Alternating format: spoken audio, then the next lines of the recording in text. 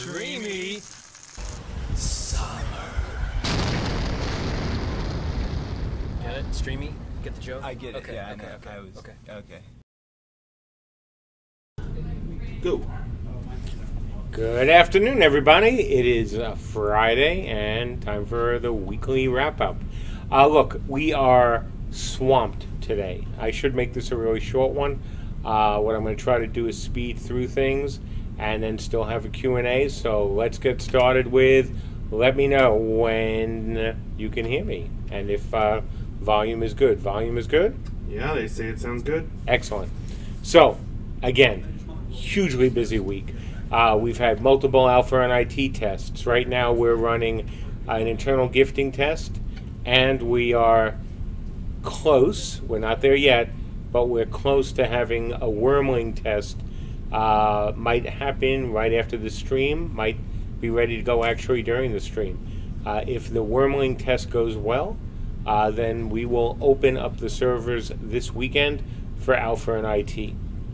And then next week, we will open it for our Beta 1 folks and let them be part of the Star Wars test, which one of the things we're working on right now is getting the bots back up and running and have them do that lovely looping of the abilities that results in more projectiles flying through the air than, my God, any game I've seen with that actually use real projectiles, especially when you remember our projectiles are all server based. No, this is not client. This is not client trickery. This is not particle effects trickery. No, these are actual. If you were part of the alpha test where we showed that, those are all separate items, and they all flying. They all are working with the physics system. That's really cool. So hopefully this weekend that won't be enabled for obvious reasons. There'll be too many of you doing that, and we're not sure we're ready for that, especially over the weekend when we can't be in the office to fix anything really quickly. So that we'll do next week, though. And certainly the Beta 1 guys will get their chance to see the Star Wars and be part of their own Star Wars test. So let's get to the top 10. Again, I'm going to be trying to speed through this so we can get to a Q&A. Number one focus, we all know what the answer is, rehabilitation. And that has been going very, very well. I'm going to talk about that in a couple of items, as well as there will be a number of items in today's user stories update, which I also have to get to as soon as I finish here. So again, that's going very nicely on a number of fronts. Andrew's been heads down focusing on the effective rehabilitation on our network code and making our network code handle it even better than it already has. So that's all good. And so lots of progress there. Number 2 on our list, stability. And you guys have seen that over the last few days. We put up a test, we find problems, shut down the test, fix the problems, start the test again. And we've got looks like about 15 items that were part of the stability push over the last 2 weeks. And they are all going really well. So you've seen, how stable the server has been, how much more stable clients have been, which has been great. You've seen even something like the quit problem, where the game didn't actually let you quit, which is really nice. It didn't want you to leave. It thought you were part of the family. It just didn't want you to go. But we actually fixed that. So the game will have to deal with your loss. Moving on. Number 3 is what I talked about earlier, which was the Arrowgeddon, as Tyler called it, or the Star Wars, as I will call it, because, hey, we're not going to get sued for a trademark violation when we just say the name. But that was so much fun. It was so cool to see all those projectiles flying. And next week, what we want to do is just see how far we can push it. So the bots hopefully will be up and running and doing their buddy thing and throwing off lots of projectiles, and then we'll have you folks come in and see what it's like. I mean, I was so happy to see how well the game responded with all those projectiles going off at the same time and never slowing down. And that's something that you folks know who've played, obviously, any sort of RVR game. There's always going to be a lot of stuff flying. There are going to be spells flying. There's going to be projectiles flying. And when you're trying to do that in large scale, it's really hard. It's why nobody really has been able to generate large numbers, really large numbers, for these kind of battles without, boy, cutting back on so much. And so far we haven't had to do that. You've been in the test, you'll be in more next week, and going forward, where we haven't changed our draw distances. You know, you can see pretty much forever in the game. We haven't done anything with fogging to make it, oh gosh, we can't really see more than a couple 100 feet in front of us. We haven't done anything like that. We're just leaving it as it is, and so far, performing great. Next one, actually, is an item for me. One of the things that I've done in the past has been work on programs or create programs that convert data from one form to another. I was doing that 30 years ago, where it made sense to, when I was programming both single-player games and then some online games.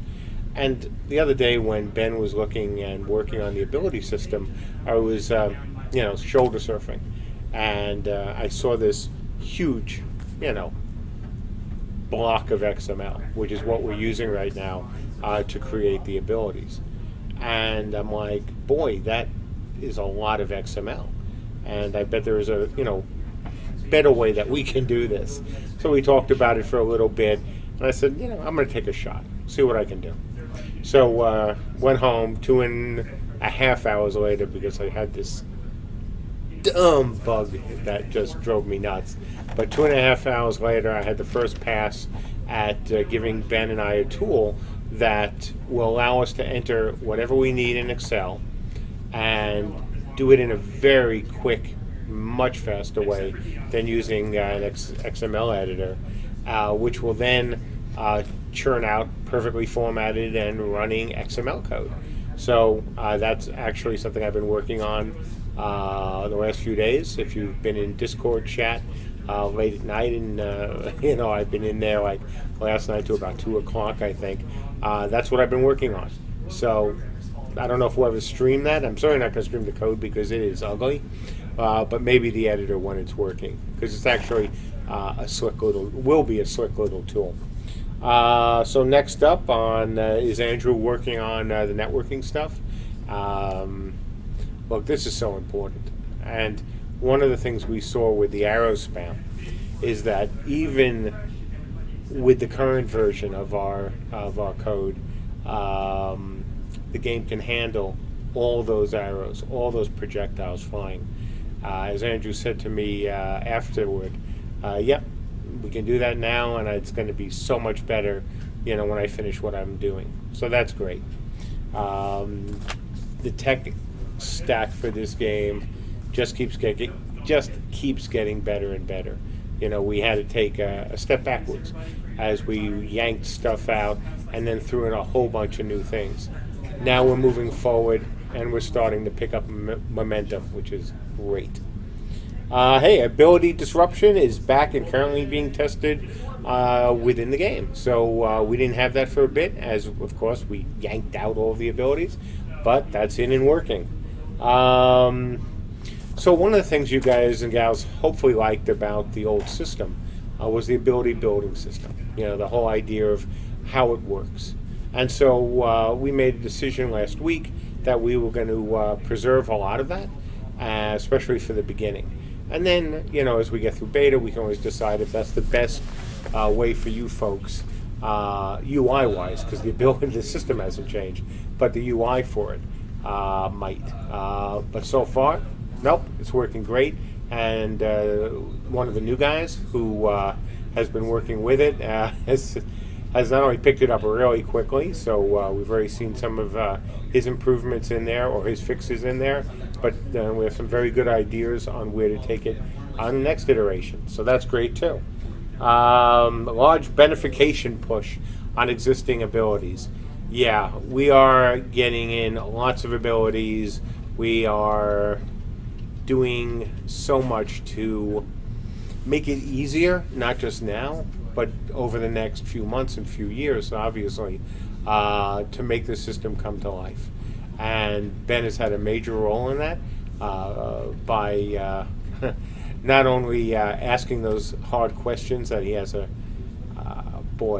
a tendency to ask, but he has a commitment to asking those kind of questions, which is kind of good. And so there's been a lot of work on that front, with Ben working directly with Rob and Mark and Tim at times as well, to get the system we need in place, not just today, but moving forward.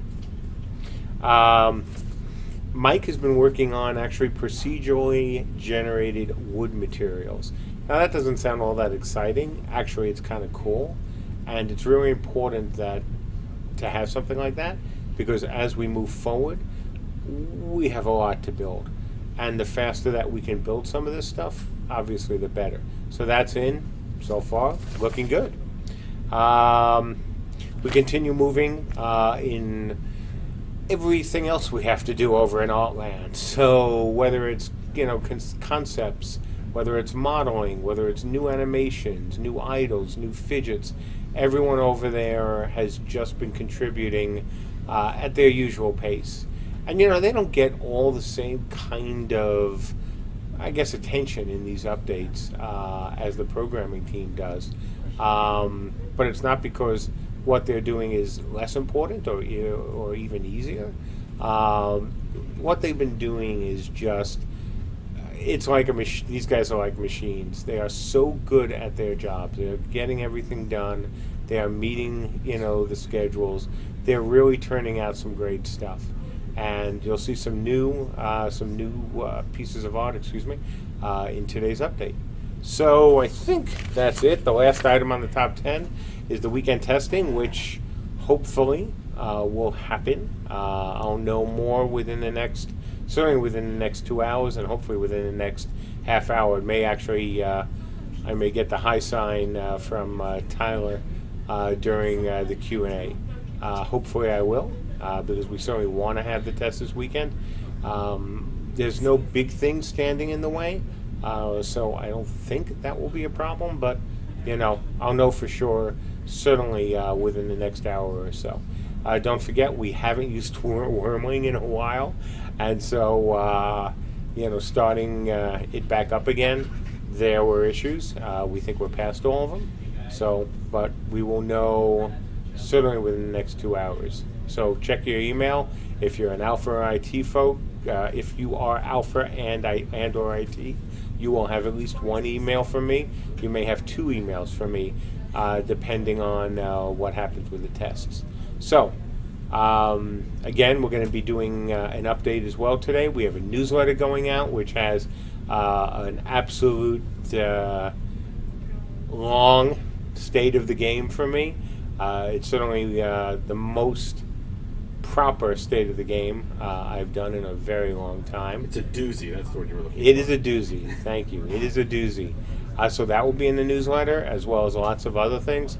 So, again, so much going on today. And good, I did it in 15 minutes, which actually allows you folks almost 45 for Q&A. And look, at 5, I'm out of here, even if we have great questions. And if the questions aren't so great today, or if we don't have as many people today, I'll leave early to get to the other things that I need to do before the end of the day. So, look, everything is going great. I think we had like 120. Let's see. Sorry, 143 completes on the user story update. So, again, another good sprint. So, start asking. All right. Now, to kick things off here, we have a video intro created by our media intern, Jules. So, here we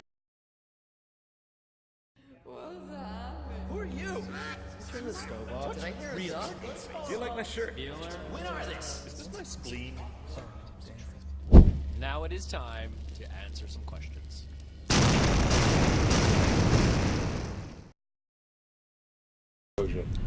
Okay.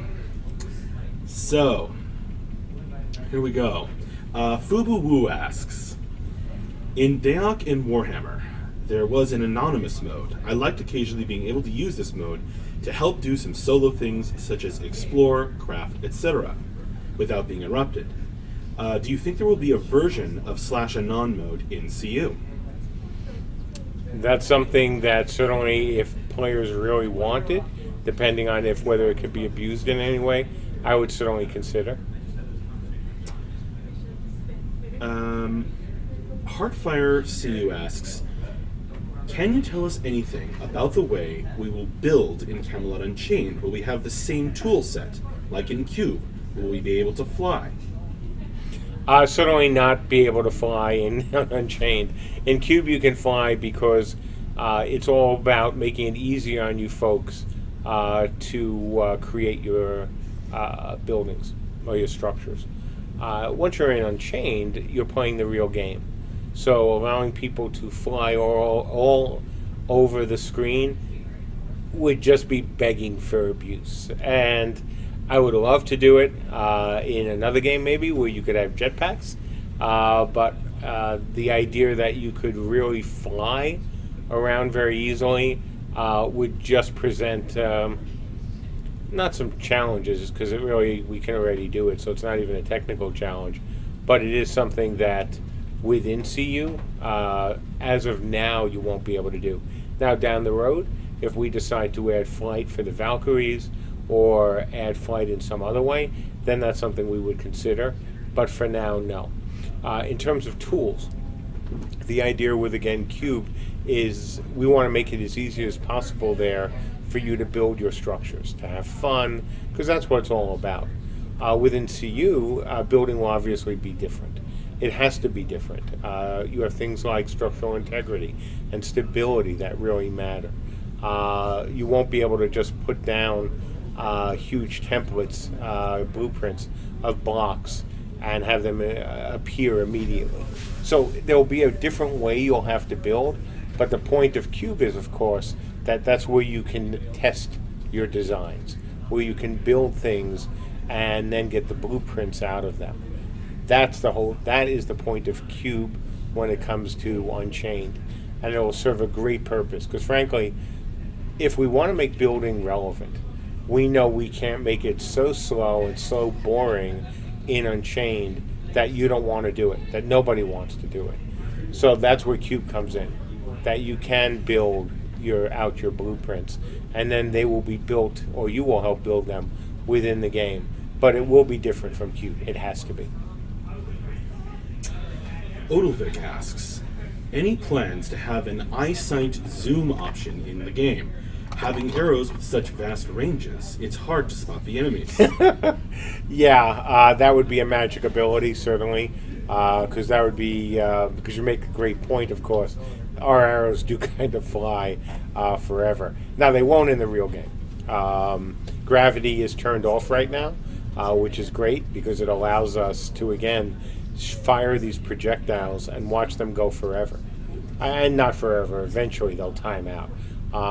But the idea is that by not putting gravity on, by keeping the timeout the way it is, the game has to track all these projectiles. And as you know, with a server-based system, they have to be able to collide with things. They have to be able to hit players. They have to be able to hit structures.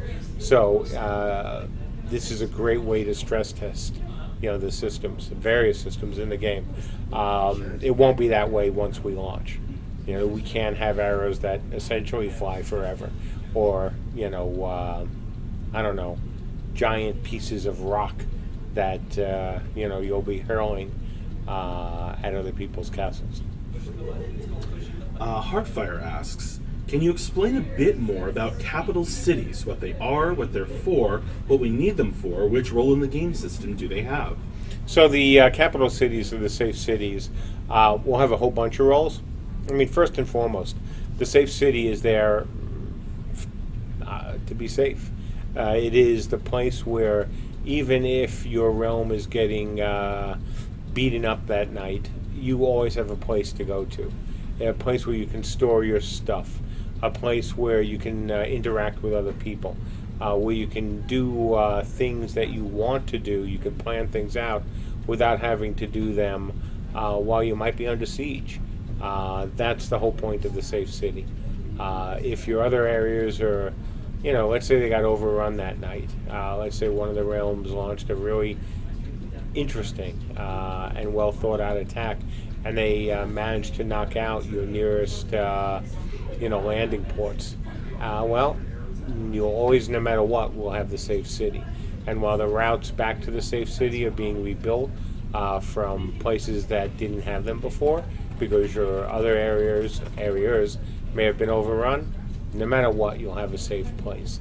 So we would like to make them great. I certainly would love to have the time and the assets to build them out in the way that I always wanted to. We couldn't do it for technical reasons in Dark Age the way we wanted to.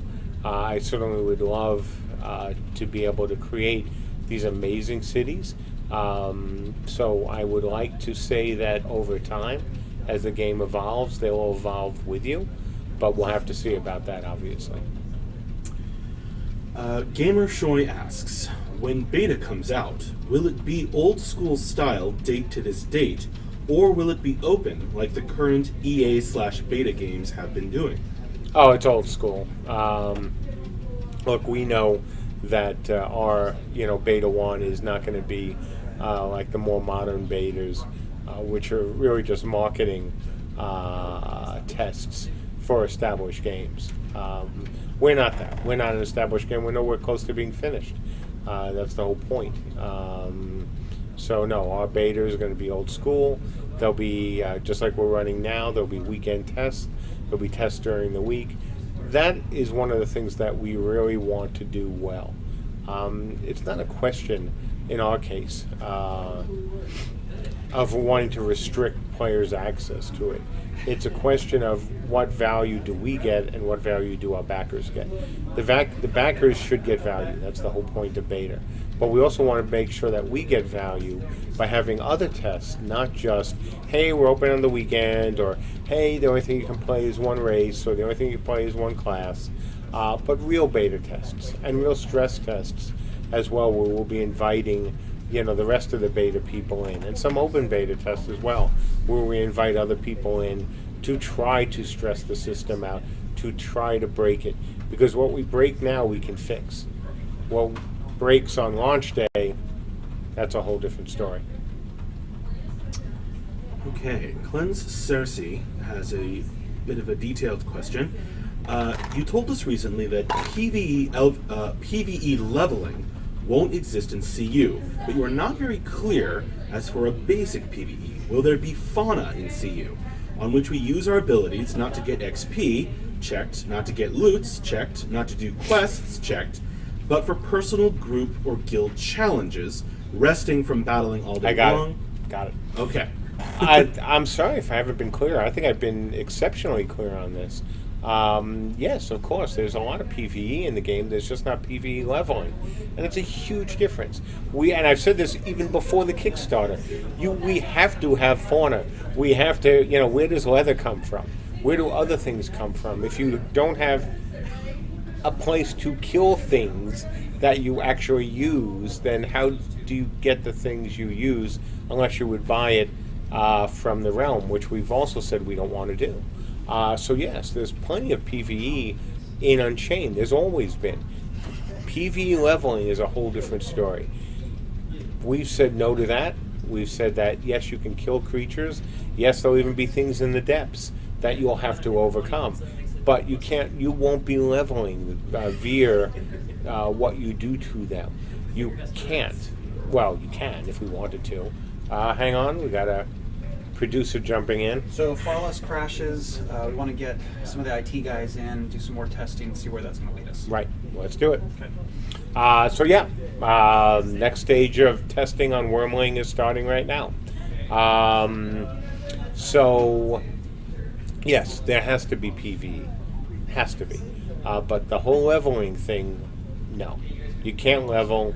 Even if the critters are tough, you won't be leveling. Because the moment you do that, obviously you're going down the path of rage. You're going down the path of bosses. You're going down the path of introducing PvE to the game in a way that we said we won't. So yes, plenty of things to kill, plenty of things to see, plenty of challenges, but your skills won't level. Now, since the counter to that is, well, but then what's the point? The point is what you'll be getting for killing those creatures is not experience for your character, but it's access to things.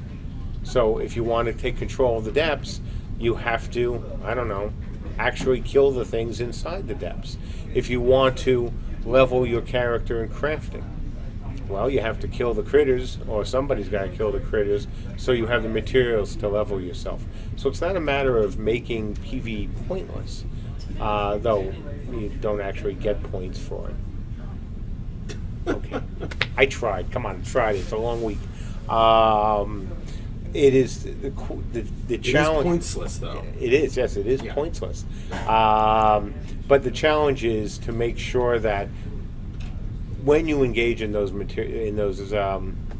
actions, when you engage in those battles, when you engage in the various things you could do with PvE, is that you do and are rewarded for it, but not rewarded in the, oh good, I'm going to sit here and I can do this all day and I can level my character way. So you won't be able to do that. I think that's the difference. I think it's a unique approach, and I think actually it's an approach that's going to work very well for the game. Because keep in mind, if you're trying to control the depths, and your crafters will so want you to control the depths, then, well, maybe you're not getting experience points for killing the critters and taking control, and maybe your skills are not leveling up.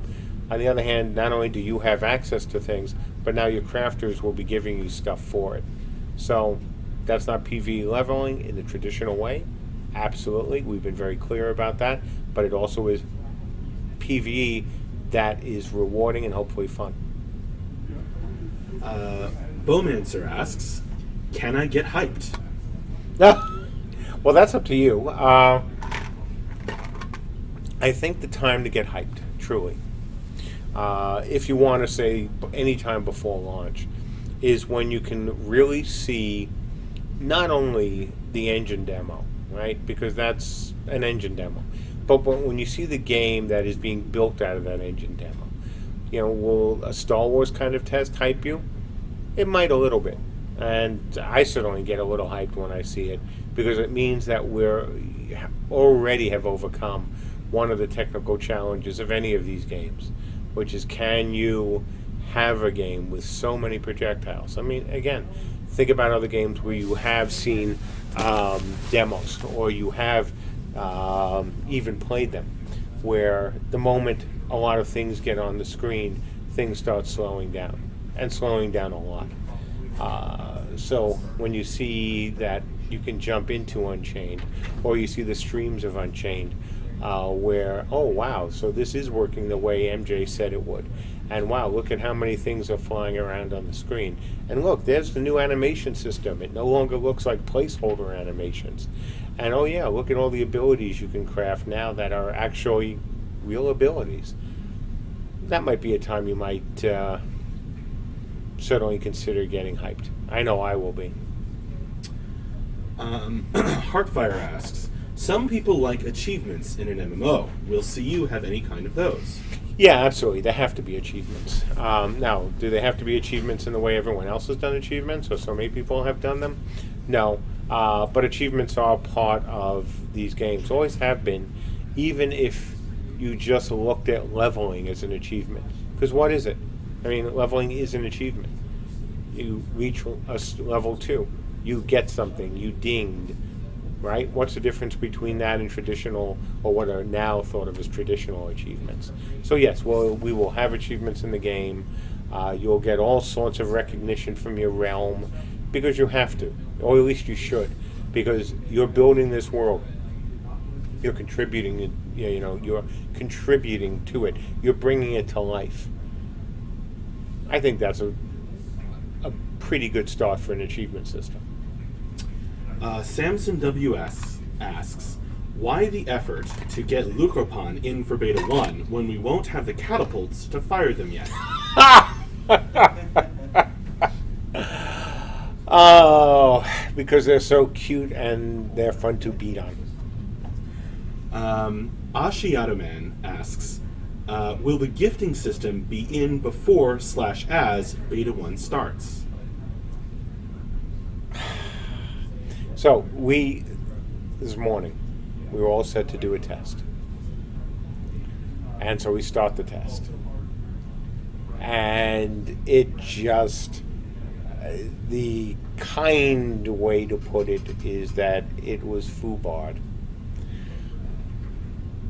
So, we think, is it all our fault? Did we do something dumb? No. There were some things we had to take care of because, hey, we've been amping up the security on the systems thanks to the work that Tim and one of our, great volunteers have given us. But no, the biggest problem today was the payment system that we were using and still are using that decided it didn't want to work. So the answer is yes, we will have it in. We've been testing it this afternoon, and it went well. We had hoped it would be in already, but for a system as big and as wealthy and as powerful as they are, let me tell you, their sandbox stuff and their support has made our life nothing but difficult.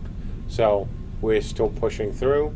Hopefully we're going to do some more testing before the weekend's out. It has to be ready for Beta 1. There are no other choices.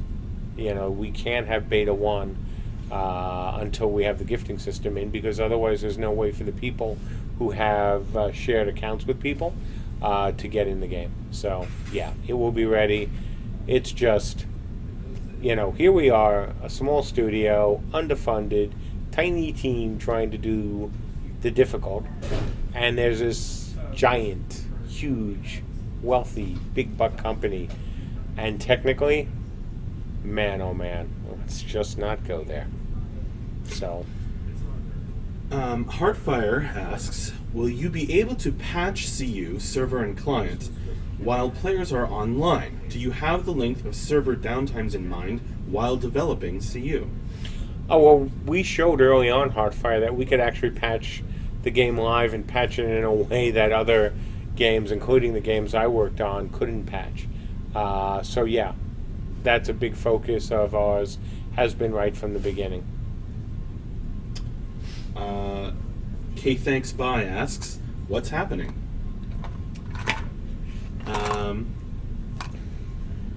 Heartfire asks, when Beta 1 starts, will you have some kind of media campaign to raise more interest, like interviews, articles, and such? Probably not when we start, because that means spending a lot of time and some money right now gearing up for the opening of Beta 1. And frankly, if we were going to do that, we had to know the date. And if I knew the date right now, if I knew, hey, we were going to start, I'd tell you folks, because that would be dishonest. To go, oh yeah, we don't know yet, and then schedule all these campaigns and get all this other stuff to run, and then miraculously, we figure out the date. No. As I've said, and I say this in the State of the Game as well, that getting through the next phase of ability testing is the most important thing for us.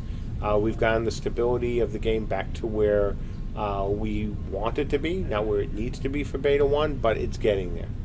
But the other thing, and most important thing, for Beta 1 is the ability system, or number 1A, right? Or number 1B, excuse me. 1A being stability, 1B being the ability system. So once we get that in and running the way it needs to run, again, a long week, then we'll be able to give you folks a date. But that's the big thing. Stability we can test now. We are testing now. We can continue to test that. And that's, again, doing great. But until we actually get the ability system in and the new animation system in, We can't even hope to give a date. Now, before people get scared and think that means 6 months, it doesn't. It just means that any date I'll give now would be based on not having enough information to give the date. Come into the alpha and the beta test when your tiers are, come in, and you'll see the progress and feel better. Don't take this as, oh, Mark's just trying to avoid giving us more bad news and the game's going to be delayed forever. No, it's not. But I'm not going to lie to you folks. I'm not going to give you a date that I don't believe in. Not that makes no sense. Come on in, see the tests over the next few weeks or next month. We're in July, at the end of July. See what you think. I think you'll like what you'll see. All right, Hearthfire, you asked a bunch of questions here. Ask me again later. I'm going to come back to them, give some other people a chance to get their questions answered. Tirsis asks, maybe we could have crafters create ladders and scaffolding to reach taller structures for building. Oh yeah, that's already part of the plan. Yeah, that's easy. Well, it's easy in terms of design. We have to obviously build the tech for it, but yeah, that's part of it. Lodoween asks, when cooldowns are re-implemented, will an archer have to hold the key bound to their draw ability until they are ready to fire, or will it be a normal key press with a second action to fire? Yeah, that's one of the things that we have to actually play and see what's fun and see what's fair, right? So, obviously, different games, including Dark Age, did things differently from other games, but we'll see what happens. The key here is really to make it a not pain in the neck to be an archer, and if holding down a button while the arrow is ready, in a ready state to be fired, and pulling it back a little more or walking with it a little bit, that's all stuff that will determine once we actually play as an archer. I'm open to whatever is a good balance. Obviously, we don't make playing any of the range classes so easy that everyone is a range class. So it's a matter of balance. Mia Tullis asks, will the server or realm transfers be allowed, and what restrictions are already planned or being considered? At this point, we're not even spending any time talking about that. It's something, obviously, I've dealt with in other games, so we'll come up with something that's fair. Absalom33 asks, what is being done to counteract alarm clock rating on keeps? Just guards? Have you considered other systems that just give a window of vulnerability? Yeah, we've talked about a number of things. Obviously, we've looked at a lot of other RVR games, and we're part of a couple as well. And so we certainly know that the alarm clock raid was a tactic used just a little bit heavily in Dark Age. We also know that we don't want a situation where people have spent so much time and effort building out their keeps, their structures, and just because they're not there at 4 in the morning, and other people can be, that it's ridiculously easy to unwind all that kind of work. On the other hand, something like scheduled sieges or registering for sieges, which other games certainly have done, is something we've looked at and we've talked about it. This is, again, one of those things that has got to work for our backers. We believe that having an open world where you can run around the world at different times of the day or night and find things to do are important. But we also know that if you constantly having to rebuild your home because a handful of people can roam on a server when the server is empty or emptier at a certain hour and create havoc, then that's not fair. That really isn't. So there has to be a compromise. Plus, we all know that guards are a mechanic that have not worked out well for most games. Finding that sweet spot between, well, they're ridiculously OP, and they essentially can destroy you with just a beam coming out of their eyes, doesn't work. That's not the kind of game we want. But we also don't want them so easy, or the things that are there to help protect your homes so easy that people can just circumvent it. So yes, we know that alarm clock rating is a thing, and we're not against it in certain circumstances.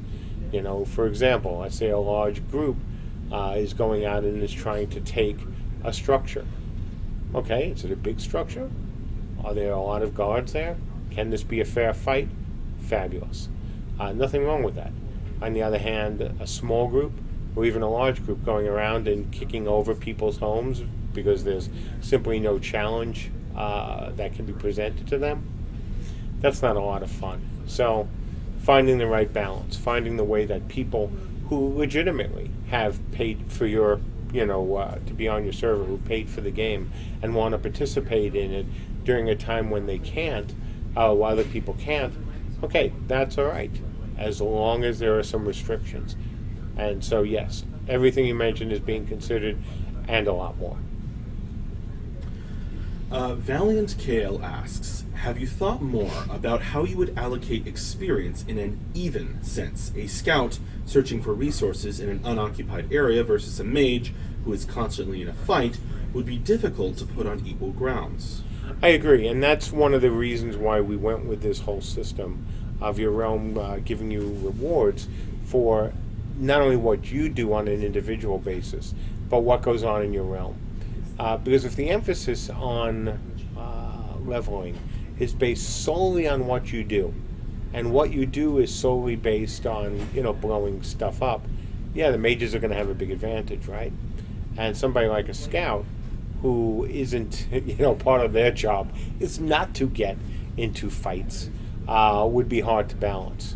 That's why, again, and we have said this forever since before the Kickstarter, that the way you level is not just by killing things, not just by swinging your sword.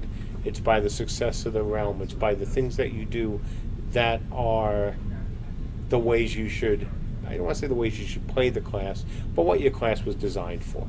So if you're a scout, you should get a lot of experience from scouting.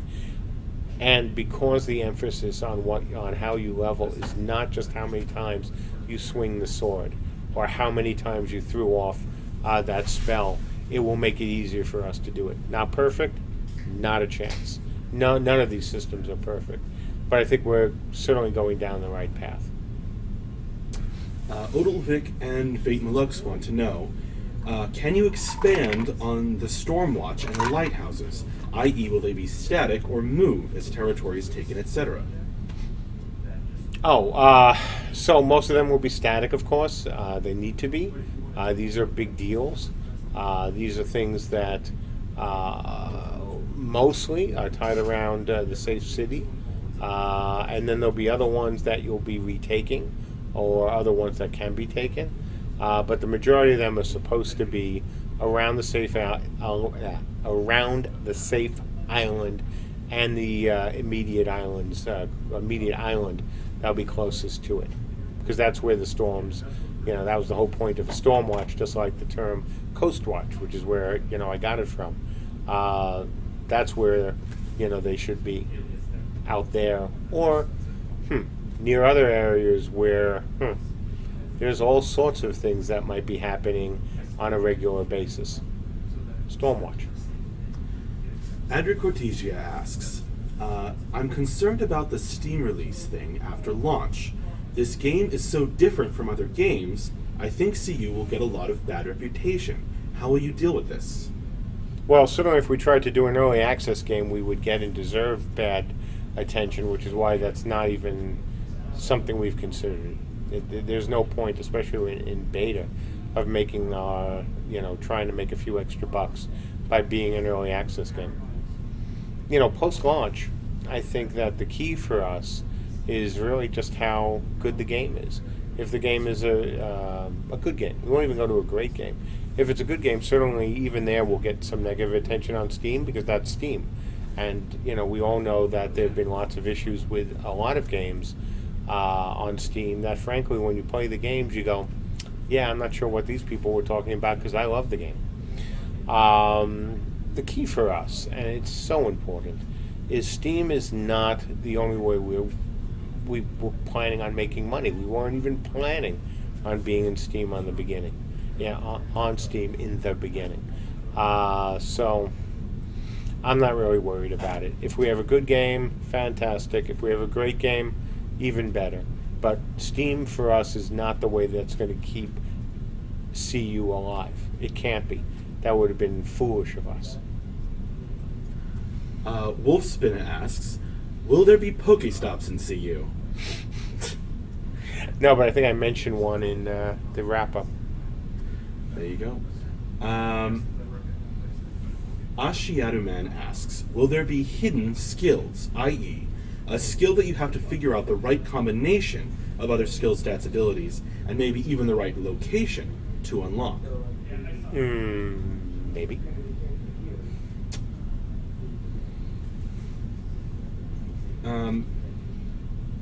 Fabarka asks, we know you are working on the engine and ability coding.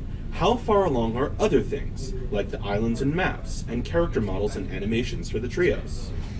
Almost all that stuff is all moving along at the same time. So, moving well. Last week or the week before, one of the new guys was tasked with working on the islands, on the ability to not only move between them seamlessly, as we've talked about, but to do other things as well. And so, yeah, that's moving quite nicely. While at the same time, Andrew and the guys are working on their part of rehabilitation. And by the way, they also, even though they're working full-time on it, there's occasionally they pull their heads out from what they're doing to, help out on other things as well. But look, this is the advantage now of having a bigger team. If I had told you folks, 3 months ago that we had 4 of the team on rehabilitation, it would be like, oh my, that's a big percentage of your team. Fortunately, adding the new programmers has made that not even an issue. And look, all you need to do is look at the user stories for the last few months and see, yes, even though we're focused on rehab, we've been able to do other things as well. Richard Tavadon asks, is there potential for the game after a couple of years or so to go from a $15 a month model to a buy-to-play or even free-to-play? If so, what would happen to the lifetime subs? Thank you. Free-to-play, I think I would be looking for somewhere to hide, somewhere where there's no extradition treaty, because I think there's a whole lot of gamers and a whole lot of backers who would be like, okay, MJ, you said that this game was not ever going to go free to play, and now we want your soul. So unless I can find a spot that nobody can find me, I think the chance still of this game going free to play is 0. Look, I've been very clear about this even before the Kickstarter, during the Kickstarter, after the Kickstarter. I'm not a free to play guy. I'm just not. I don't love the model. I support the model in the sense that I think, and I've said this at GDC as well, that, look, developers are free and publishers are free to pick whatever model they want to use. It's their choice, and it's our choice as consumers to go, hey, your model sucks, and then not participate in it. So we choose, with Unchained, for it not to be a free-to-play game. We have said buy-to-play is a different story. Now, obviously, if we went buy-to-play, that would change the whole deal with subscriptions. So the chance of that happening isn't very good either. Though I must admit, it's not 0. Because who knows? Maybe 4 years from now, we decide that it's time for it to go free-to-play. Buy-to-play. Because we like that model better. I would prefer not to do that. It's not even something I've considered. It's not even something that I want to consider. But I can tell you I've considered free-to-play, and every time I find it wanting. So that isn't going to change.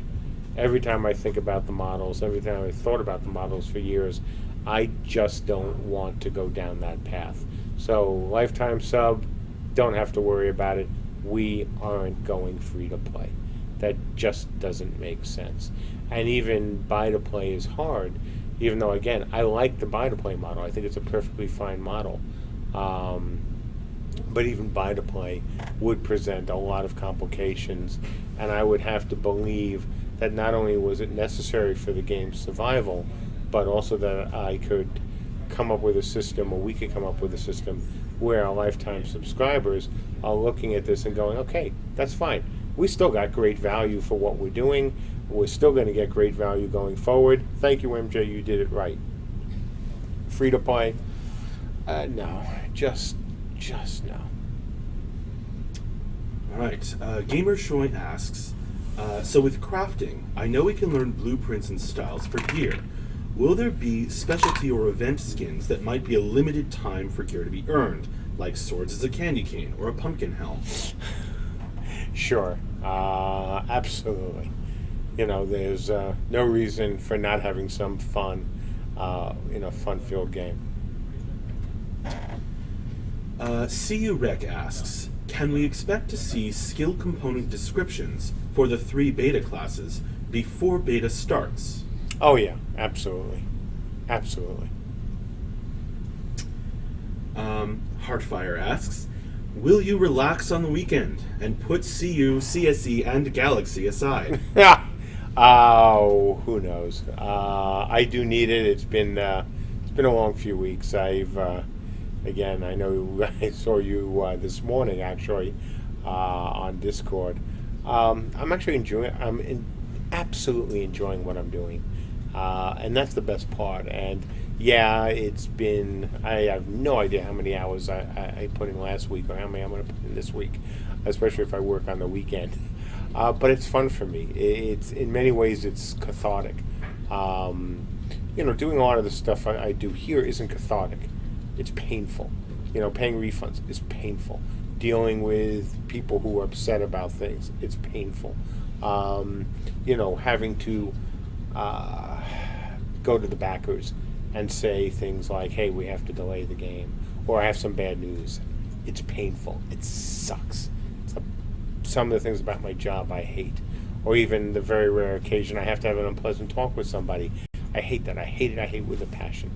On the other hand, working on stuff where I feel really useful and productive, and it's all positive, it's all for the good, and nobody gets hurt, makes me very happy.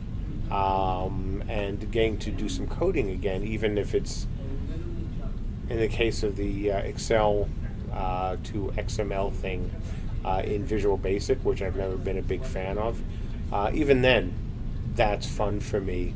Because just like March on Oz, where I did all the levels and then, wrote also some Visual Basic code to convert that to JSON, I enjoy doing things like that. It brings me a lot of satisfaction to be presented with that kind of a problem and to then figure it out. And when it comes to space games, well, it's funny.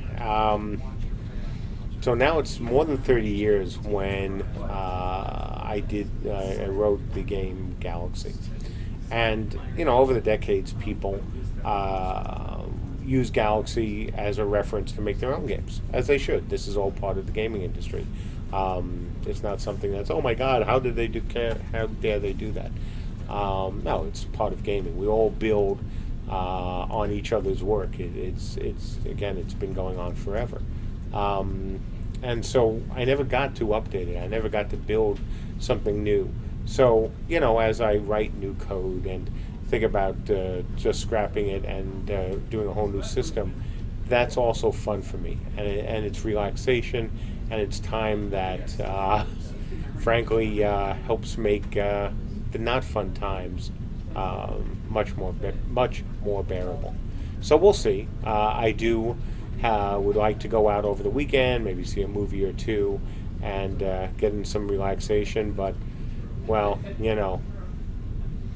keyboard calls, and I crank up Hamilton and or classical music, and just code, and that's fun. Other than when Visual Basic is driving me nuts. But luckily, Galaxy is not in Visual Basic. Okay, so 5-minute warning, folks. Again, I am out of here right on time at 5. So, All right. So, if Hearthfire, go ahead and give me some of those old ones that you had before, or anyone. Go ahead and give us some nice final questions. Miatalis asks, does your engine use any character culling at the moment, or every player's server allows you to see what will be drawn and animated? Right now, if you've seen even the old videos, you see we don't do culling. You can see a long way away. And that's one of the fun things. And that's something that's obviously very important for this kind of game, is to see the enemies coming from a distance. If all of a sudden, you're at your castle and you're just hanging out and doing stuff, and all of a sudden the fog lifts and 50 feet in front of you are now the enemy army, you're going to be kind of pissed. So, no.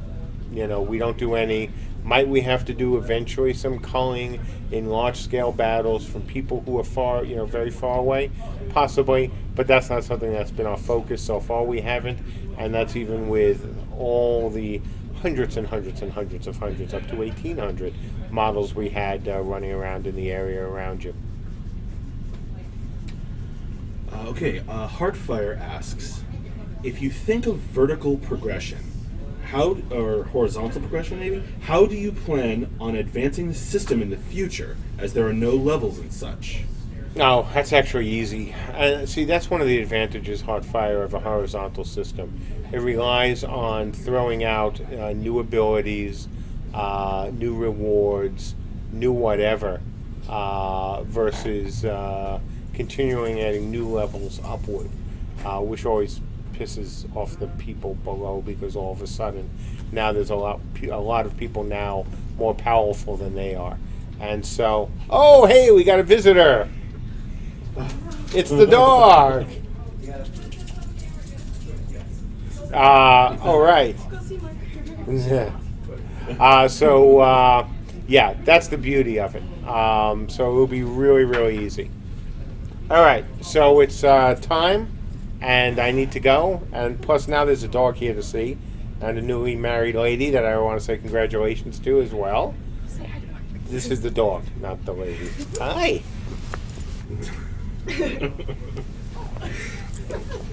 What's his name? Yeah. Tofu. This is Tofu. Say hi, Tofu. And if you do, I've got a contract for you.